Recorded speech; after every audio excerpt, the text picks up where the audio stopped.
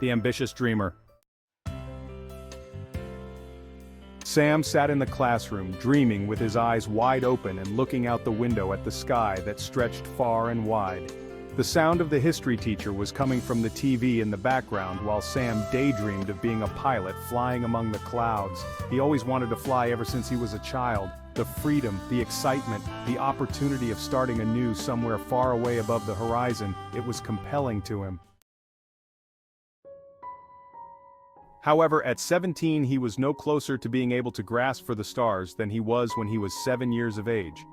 His days were spent in school, a part-time job, and attending to his single mom around their small apartment. College was not an option anymore financially. It also made his friends joke about him, saying that he was becoming a pilot when in fact the idea was impossible. Self-doubt crept in. Was it foolish to always strive for the unattainable? The ringing of the lunch bell awoke Sam from his reverie. As he packed his books, his teacher, Mrs. West, came close to him. "Sam, can we talk?"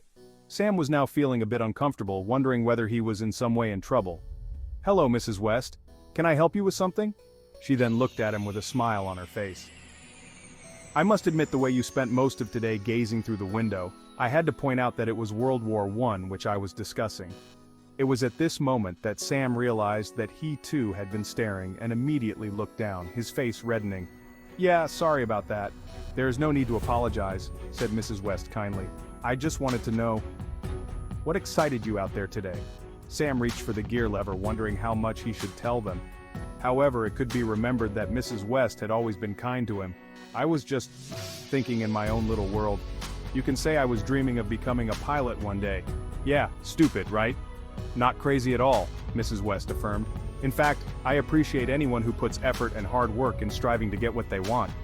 Sam stared at her with a surprised expression.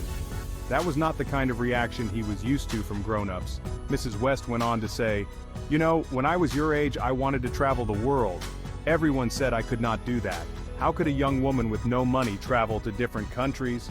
She smiled nostalgically. "But I didn't let that stop me. I worked odd jobs, saved as much as I could, lived very frugally. When I finished college I was able to backpack in Europe and Asia for an entire year without having to worry about money." This time it was Sam who gaped at her in awe, well overwhelmed by her answer.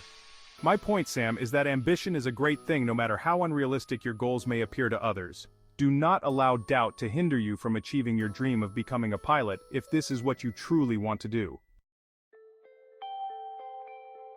Sam wondered whether he had heard his teacher correctly as he walked out of the classroom. For the first time an adult had not only not scoffed at his lifelong dream but actually encouraged him, even told her own equally grand dream of traveling the world. Finally, a glimmer of hope and options began to shine through for Sam. Perhaps he could save up and study so as to be a pilot in the future if he wished to be one. Others have realized their lofty goals and aspirations through doggedness and application. Why can't he? And so it became that after that day, whenever the darkness of the world threatened to overcome him, Sam would remember his teacher's words. He made up his mind to apply for a second part-time work once he graduated in several months and save money. Once he had enough, he could join the flight school classes offered in the community college. It would be a long journey that was ahead, but Sam would not mind, because he now had a direction in life. He decided to keep his eyes on the prize of his beautiful, ambitious dream despite the various problems that come his way.